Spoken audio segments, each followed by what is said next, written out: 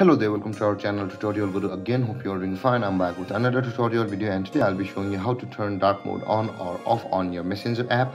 And now without further ado, let's start right into the video. But before that, don't forget to like, subscribe and hit that bell icon for more videos. Now to turn your dark mode on or off on your Messenger, let's open up our Messenger app first. And after opening your Messenger app, you can see your profile picture icon on the top left corner of your screen. I repeat, on the top left corner of your screen, on your profile picture, tap over there.